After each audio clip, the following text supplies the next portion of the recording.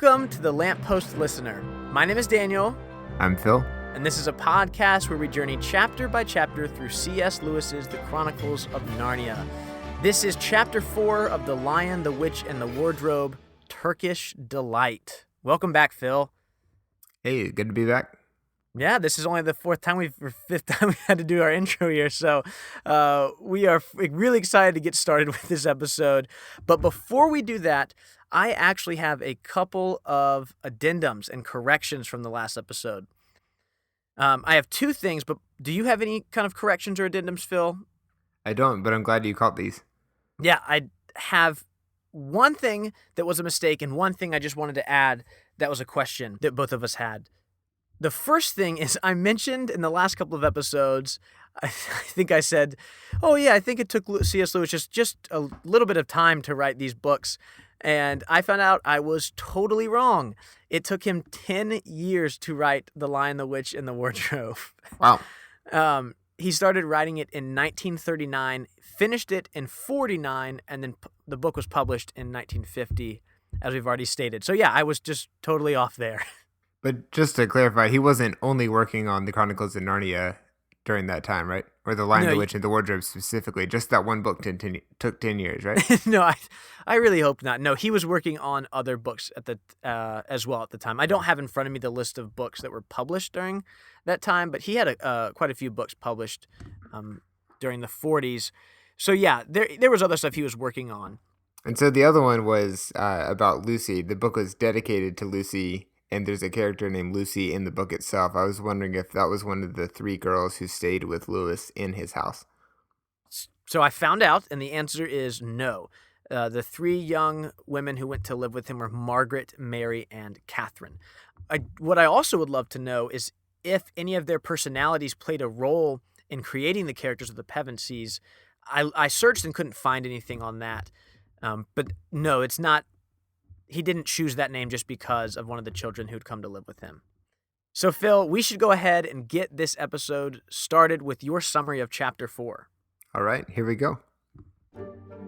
Edmund talks to the Queen a bit more, who confirms that he is human, and switches from planning to destroy him to offering him a hot drink and food. That food is Turkish delight of a magically enhanced variety, and while he eats it, he sings like a bird, metaphorically speaking, telling the Queen everything, with a key detail that she confirms multiple times, being that there are 4 of them in total. The Queen suggests that he bring the whole gang along next time, and promises him more Turkish delight and the role of prince, and perhaps king if he brings them, and stays at her house. The Queen heads off, and Lucy appears from another part of the woods, very excited that he has found Narnia as well. They return to the empty room, Lucy energized and ready to tell the others, and Edmund feeling sick. So, Phil, this chapter starts out with the Queen asking a question. Let me read a little bit. "But what are you?" said the Queen again. "Are you a great overgrown dwarf that has cut off its beard?" No, Your Majesty," said Edmund. "I've never had a beard. I'm a boy." "A boy?" said she. "Do you mean you are a son of Adam?" Edmund stood still, saying nothing. He was too confused by this time to understand what the question meant. And I think this is a great place to start off because most of this chapter is going to be Edmund looking pretty confused and stupid, to be honest.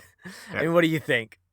Yeah, I agree. We learn quite a bit about him because he's the main focus of the chapter, but we also learn quite a bit about her, and a lot of it comes from the dialogue. I'm a big fan of communicating about a character through dialogue, and the Queen comes across as just a bully. Starts off with "Are you a great overgrown dwarf that has cut off its beard?" It's kind of like sophomoric humor right there. The son of Adam we've heard that before, so that's not too much of an insult. But she then says, "I see you are an idiot, whatever else you may be." So just, kind of wondering what her backstory is and what made her this way.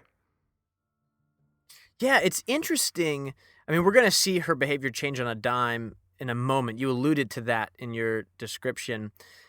It's even interesting what comes up right after those first couple of exchanges, because the Queen's going to talk to herself. She says, a door from the world of men. I've heard of such things. This may wreck it all. But he is only one and is easily dealt with.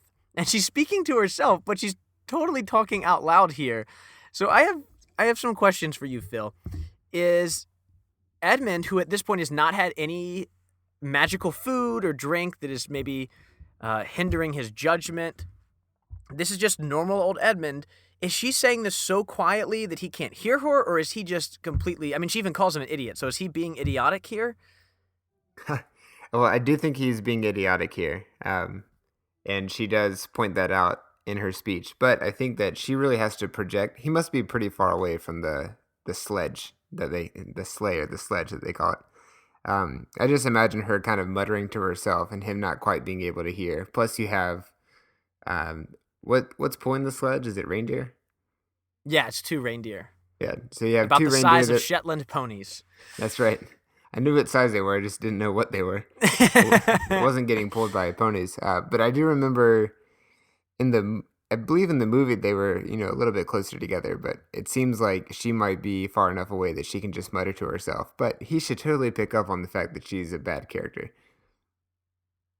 Yeah, I mean, it's pretty. Again, it's not a very nice word, but I mean, C.S. Lewis uses it here. Just he's being idiotic. Like he's completely ridiculous and not being able to believe it, or at least understand what's going on. I mean, it says, C.S. Lewis writes, Edmund felt sure that she was going to do something dreadful, but he seemed unable to move. Then, just as he gave himself up for lost, she appeared to change her mind. Like, he even knows that this is not going well, but he doesn't run away. He doesn't, like, it's, I don't know. I'm almost dumbfounded by his decision making here. I know he's a little boy, and we're like, what is this 10-year-old kid doing right now? But Right. It's really interesting to see this. And keep talking. You go. It does seem like that is how we get ourselves into situations, though.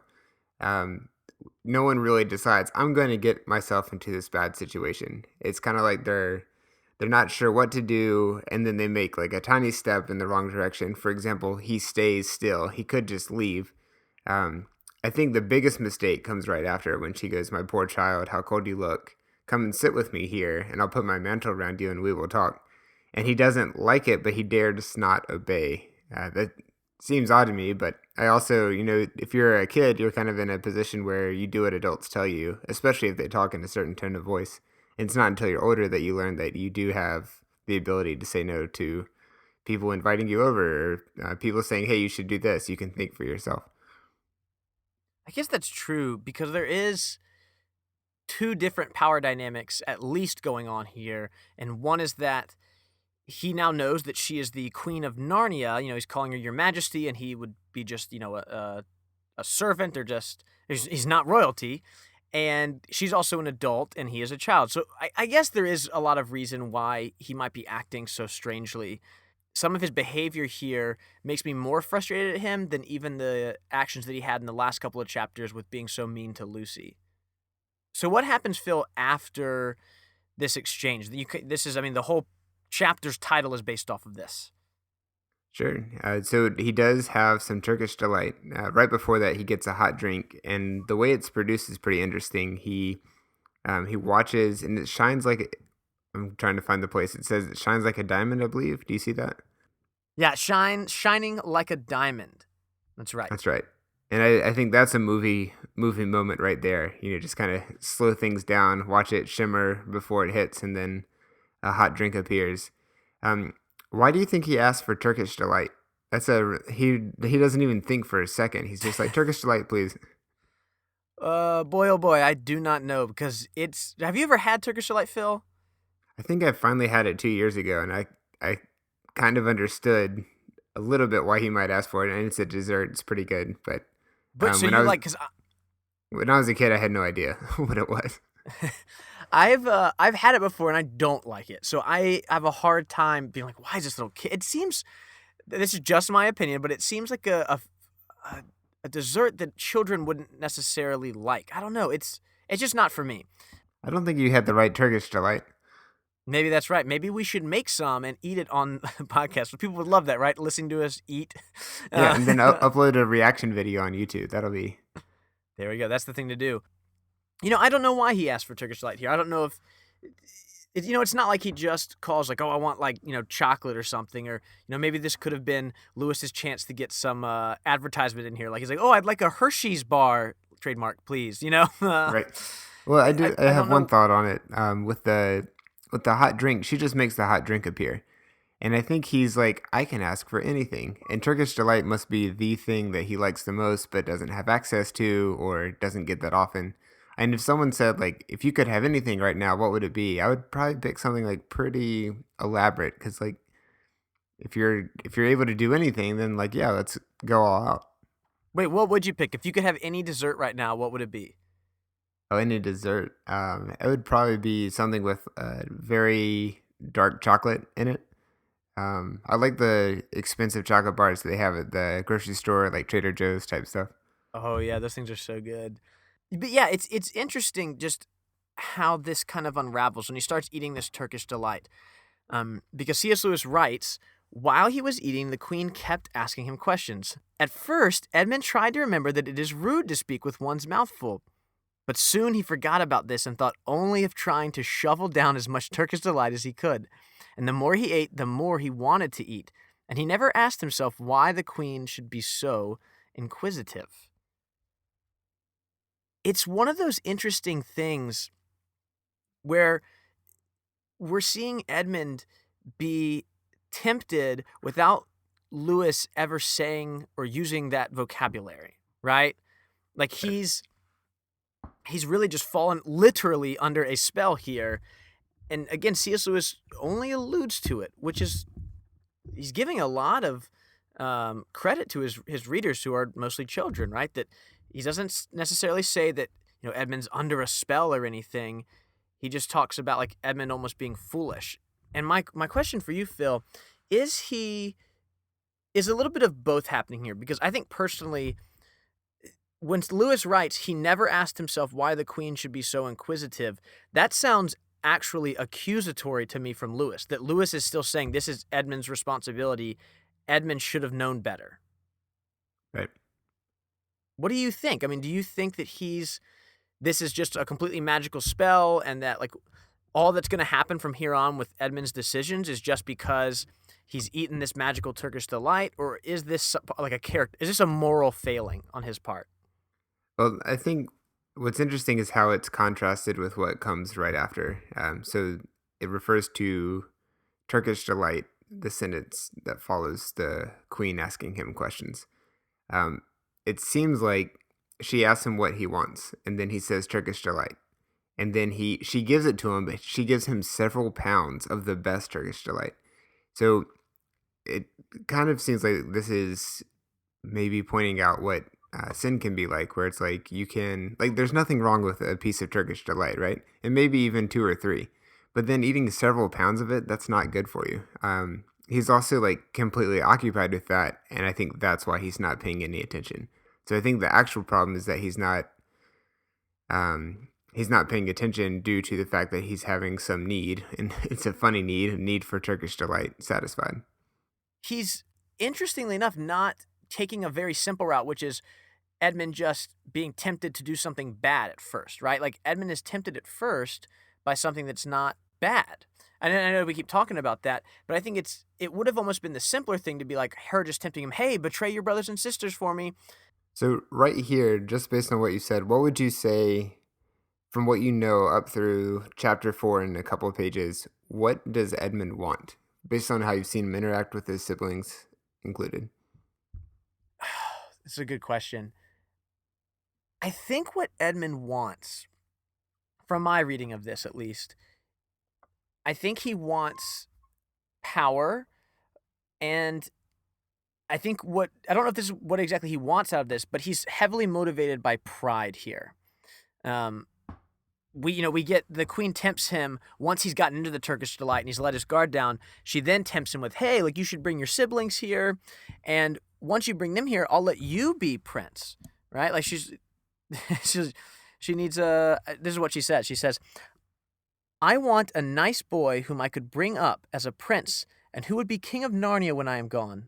While he was a prince, he would wear a gold crown and eat Turkish delight all day long. And you are much the cleverest and handsomest young man I've ever met.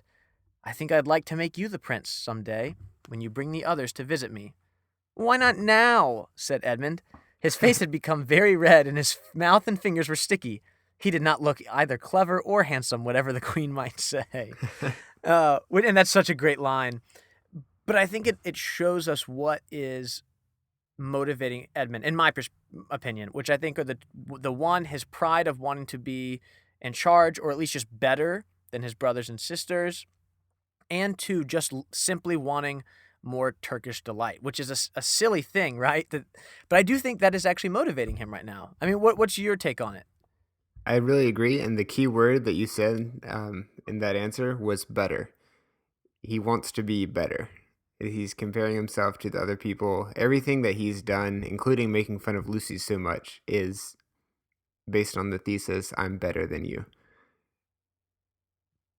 Yeah, that's totally right. It's such a great thing, I think, that we get the perspective of the two youngest of the Pevensies first. We've barely spent any time with Susan or Peter, and you would assume, or maybe you're not, maybe it's just because I'm an oldest sibling that I'm like, oh, I at least would assume that we would start with the two oldest who are more mature and stuff, and not we start with the 8-year-old and the 10-year-old, I think are their ages. It's interesting to start there, but I think it almost lets us as readers buy in a little bit more, even if you are an older sibling, because everyone's been in a spot where someone's better than them, or someone has more power than them, or someone's more important than them. And that's how Edmund and Lucy feel in a lot of ways, especially Edmund. And so we all kind of sometimes get that middle child syndrome, right? And Right. with the perspective being Edmund's and Lucy's so early on, I think we can identify with them much more than maybe we're able to identify with Peter and Susan, although that might change as we go along. Right. It does seem to focus on the youngest for this part in particular. And it's interesting. I always love how we have two characters in similar situations, but you see how differently they react to something. Oh, And we'll see it absolutely. a little bit later at the end of this chapter, and we'll talk about it then, I hope. But so far, Lucy's had a very different experience and reaction to things happening than Edmund. But they both went with strangers and ate food. They both literally ate strangers they did not eat strangers. Woo. They both ate food given to them by strangers. I just don't think this book would work in 21st century America anymore. No. But the way you accidentally said that makes me think they should do a zombies version like they did with Pride and Prejudice and Zombies. The Lion, the Witch, and the Wardrobe and Zombies.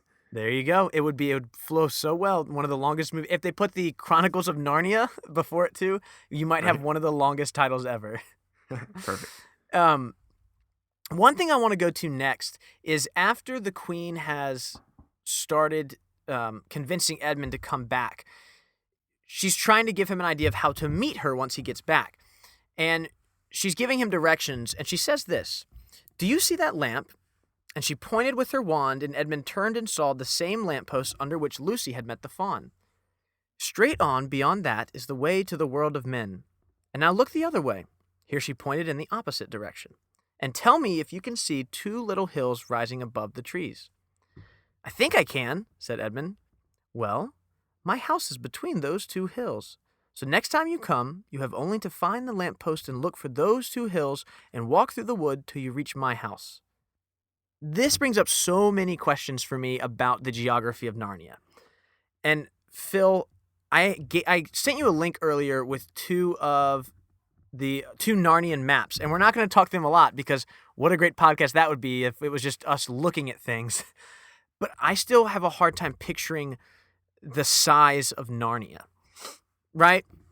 So when I read Tolkien and I think about Middle Earth, we have that wonderful map of Middle Earth that in my head I can literally picture where everything is. And we do have a map of Narnia, but I have a hard time knowing how far away things are.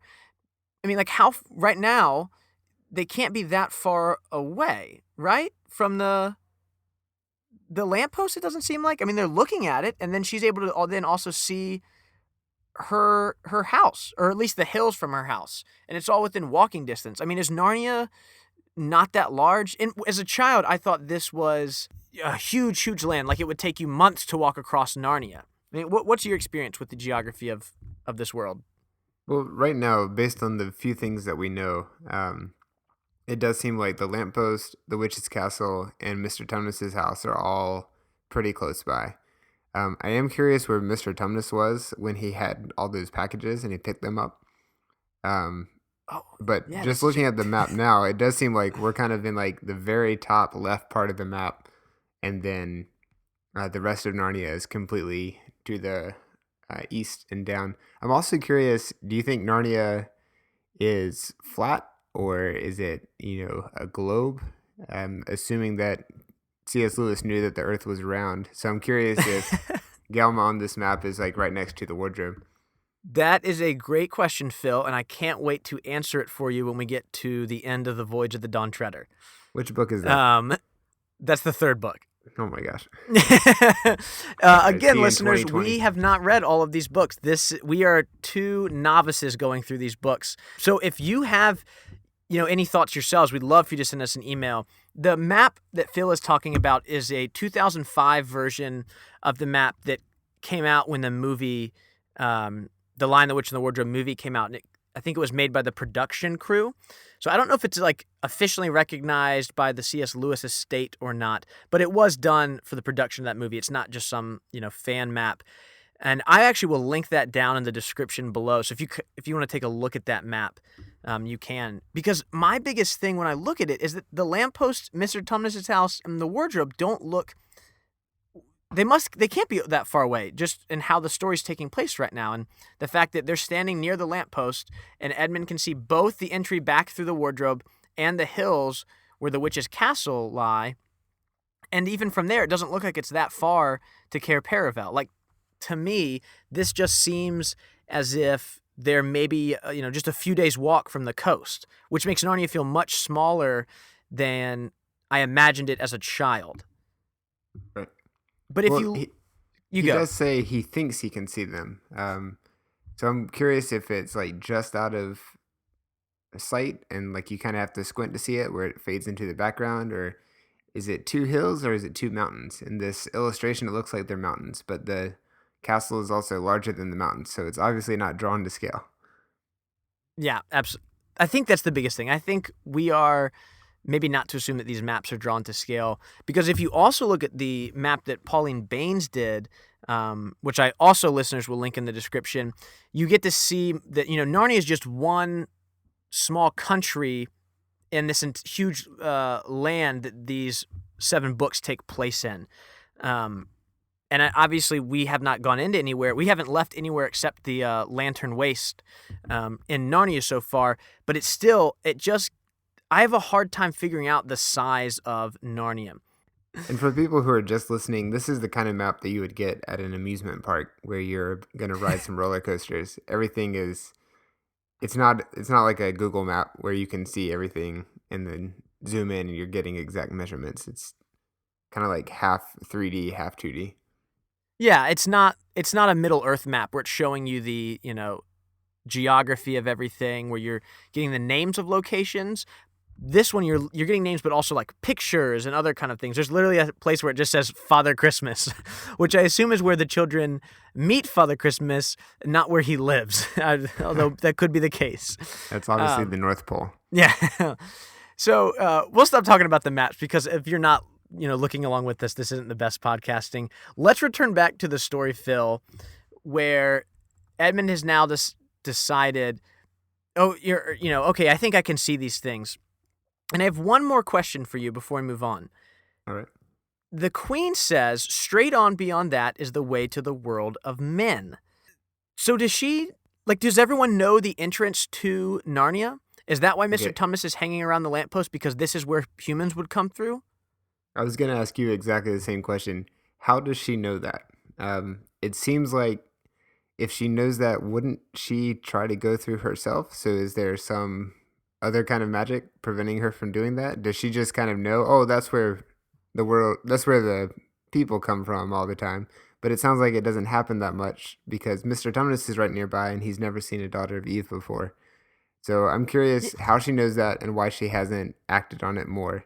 I'm also curious if she'll ever enter the real world. Yeah, I think there might be some more stuff with this with our queen and the magician's nephew, but we are not quite there yet. Actually, we have a long ways to go until we get there. Yeah, I mean, I would think, like, why doesn't she have a bunch of guards, standing right by? Okay, if you see any humans, just go ahead and just kill them the second they walk through, Yeah, or snatch him up and bring him to me. But no, I'm gonna have a fawn do it. Well, and also just one fawn, Right, and it's like so far their success rate is 50%. Yeah. So yeah, I guess we don't really have an answer to that question. We'll just have to use our imagination.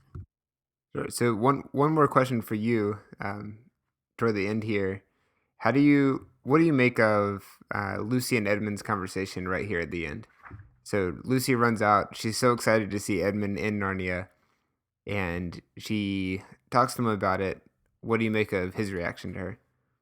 So he's mostly just like, he's grumpy here, right?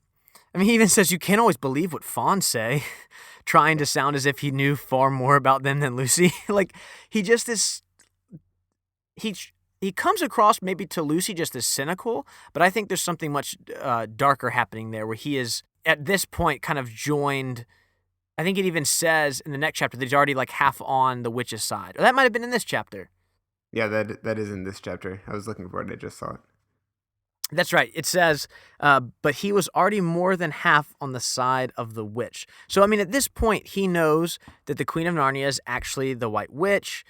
He knows that Lucy has befriended someone who's like, yeah, you should stay away from her.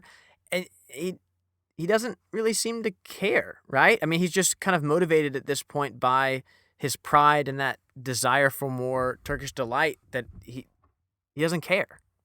Right. And so why do you think that is? Because it says, but Edmund secretly thought that it would not be as good fun for him as for her, referring to bringing their siblings along. Why might that be?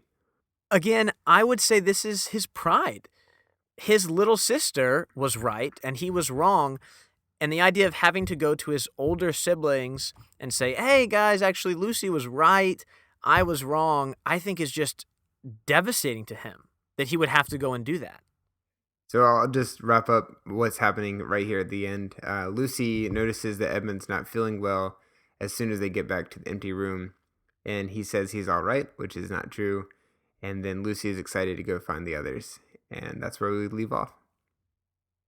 Yeah, it's I like this ending better than the last chapters where we stopped in the middle of a conversation. I feel like this is a good stopping point. We've now left Narnia. We're going back to see what happens when Edmund and Lucy encounter their older siblings. Looking forward to it. And that will be in chapter 5, which is called Back on This Side of the Door. And in that chapter, Peter and Susan will struggle with Lucy and Edmund's conflicting stories. Do you have any last thoughts, Phil, before we wrap up this episode? That's it from me. How about from you? This has actually honestly always been one of my least favorite chapters in the book. I'm not quite sure why. I think it's somewhat because I'm frustrated for Edmund. I think a lot of times I identify with Edmund, and I get frustrated that he's making such selfish and honestly stupid decisions. And so it's hard for me to read this sometimes, being like, Edmund, what are you doing? But I really enjoyed reading it through this time and trying to get to what his motivation is. And I think you've kind of helped me uncover that, which I really appreciate. Excellent. On our next episode, like I said, we'll be reading chapter 5. And while you're waiting for that episode, you can follow us into the world of Narnia on our Facebook and Twitter pages. You can also email us at thenarniapodcast@gmail.com. We love to hear your thoughts on these chapters and themes and your relationship and history with the book itself. We'd appreciate a review on Apple Podcasts because this helps other listeners find the show and join along with us. Our show's theme was created by Kevin MacLeod. You can find more of his work in the link in our episode's description. And speaking of the episode's description, just a reminder that you can find those 2 maps of Narnia down below. Thank you for joining us on this journey, and we will see you next time for Chapter 5.